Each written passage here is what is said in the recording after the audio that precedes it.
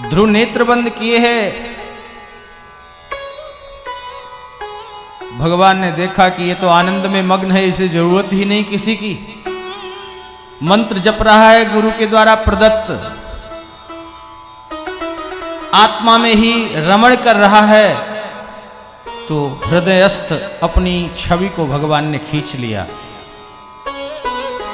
जो जीवन धन था, जो सर्वत्र था, जिसके बिना भूख प्यास अनुकूलता प्रतिकूलता किसी बात का आभास नहीं था, वही जब हृदय से गायब हो गया, छटपटाकर ध्रुव ने नेत्र खोले, देखा सामने परात्पर ब्रह्म शंख चक्र गदा पद्म धारण किए खड़ा है।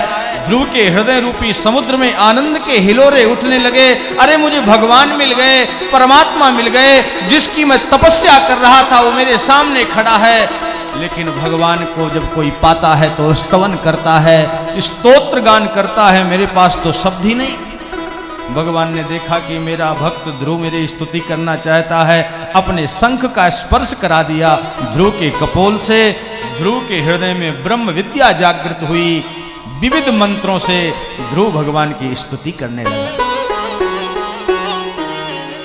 योऽन्तः प्रविश्य मम वाचमिमां प्रसुप्तां संजीवयत्यखिल शक्तिधर स्वधाम्ना अन्याश्च हस्तचरणश्रवणत्वगादीन् प्राणान् नमो भगवते पुरुषाय तुभ्यम्। ध्रुव ने स्तुति क्या की कि प्रभु आपने मेरे अंतःकरण में घुस करके मेरी हृदय की ग्रंथि भेद दी, मेरी प्रसुप्त सोई हुई वाणी को जगा दिया। मेरे पास शब्द नहीं थे, आपने मुझे शब्द दे दिए। आप तो मेरा बोलने का बहुत मन कर रहा है। ध्रुव छोटा सा बालक है और बालक को कोई शिक्षा दे दी जाए, कोई बात सिखा दी जाए तो उसे डर रहता है कहीं मैं भूल न जाऊं।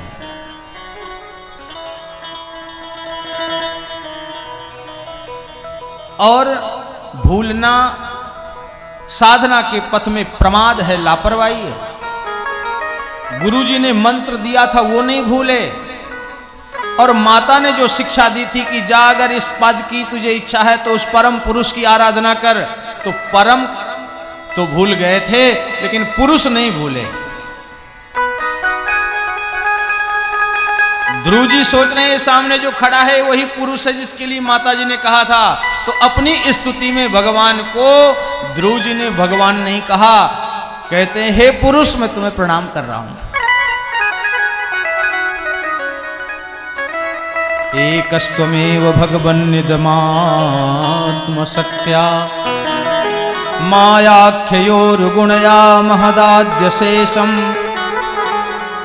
ध्रुव जी कहते हैं प्रभु आप परम कृपालु हैं, आप पर जो कोई भरोसा कर लेता है आप उसके भरोसे को नहीं तोड़ते। आपकी माया सबको मोहित किए है, लेकिन जो आपके भजन में तल्लीन है वह आपकी माया का शिकार नहीं बनता। हे प्रभु आपने बड़ी कृपा की।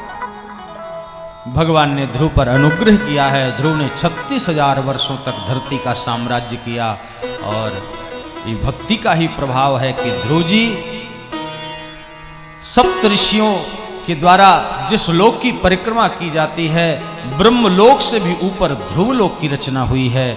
आज भी ध्रुव जी ध्रुव तारा के रूप में चमक रहे हैं। जो साधना रत है, जो उपासना रत है, जो भक्ति में लगा हुआ है, वह अमर है, अजर है। आज भी उसकी कथा ऋषियों के द्वारा, मुनियों के द्वारा, पुराणों के द्वारा गाई जा रही है।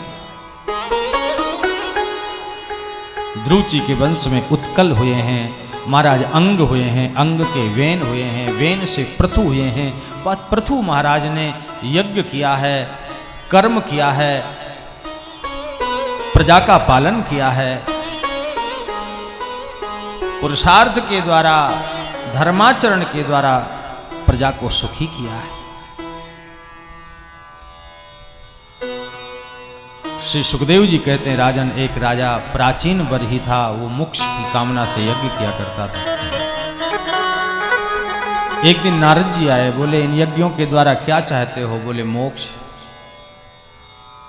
मोक्ष की कामना वाले इस प्राचीन बरही के द्वारा बहुत से हिंसात्मक यज्ञ किए गए थे। नारद जी ने कहा कि जीव की हिंसा करके आप यज्ञ से मोक्ष चाहते हो, ये तो बंधन में बंधने का आचरण है।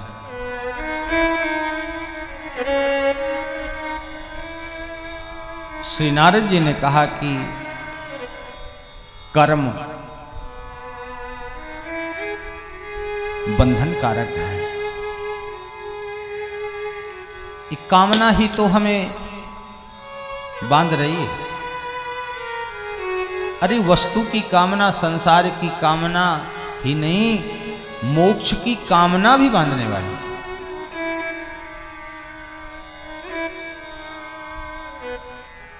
जो भगवान की भक्ति करने वाले हैं वो तो मोक्ष तक की इच्छा नहीं रखते।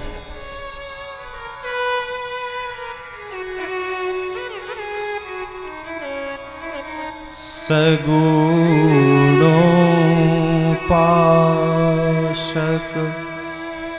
मोक्ष न लेहिं, तिन कहाँ राम भगति निज देहि।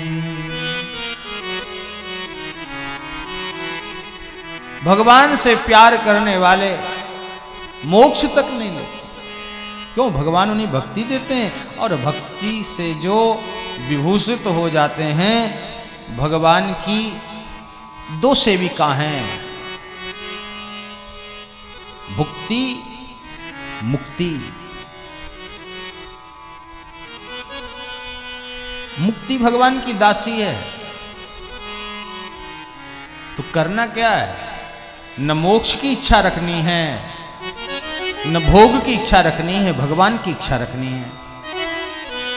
भगवान प्रसन्न हो जाएं तो मोक्ष तो मिल ही जाएगा। तो महाराज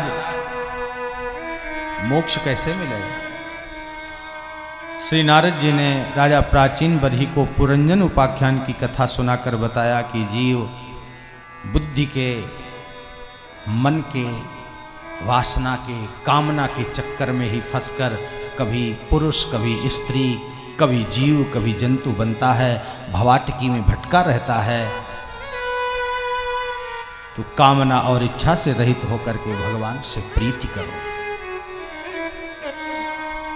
भगवान कैसे प्रसन्न होंगे, इसके लिए एक सूत्र दिया, दया सर्वभूतेषु संतुष्ट्या येन केन वा सर्वेन्द्रियोपशान्त्या च तुष्यत्या सुजनार्दन।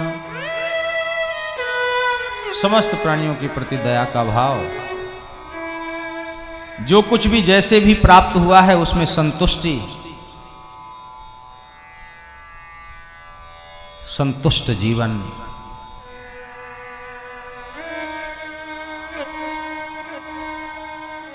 संतुष्टि नहीं है।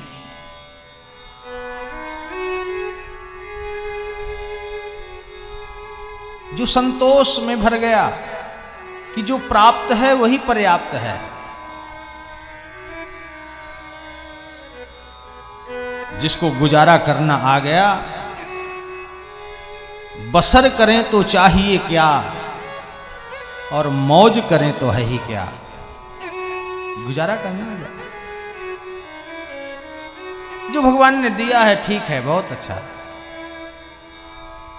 जब आवे संतोष धन तो सब धन धूरी समान। संतोष ही सुख का सूत्र है।